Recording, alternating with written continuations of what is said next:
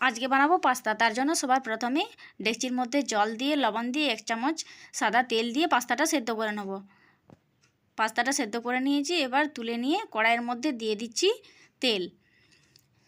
এর মধ্যে দিয়ে দিচ্ছি একটা কুচানো পেঁয়াজ, কুচানো আদা, কুচানো রসুন, কুচানো কাঁচা লঙ্কা।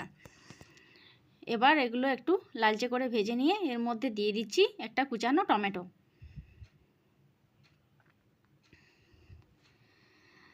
দিয়ে দিচ্ছি লবণ, হলুদ, লঙ্কার গুঁড়ো। এবার ভালো করে কষিয়ে নিয়ে এর মধ্যে দিয়ে দিচ্ছি সেদ্ধ করে রাখা পাস্তা।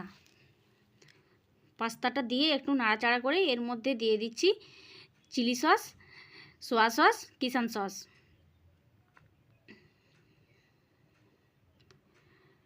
আর দিয়ে দিচ্ছি ম্যাগি মশলা। এগুলো দিয়ে ভালো করে নাড়াচাড়া করে এর মধ্যে দিয়ে দিচ্ছি কুচানো ধনেপাতা।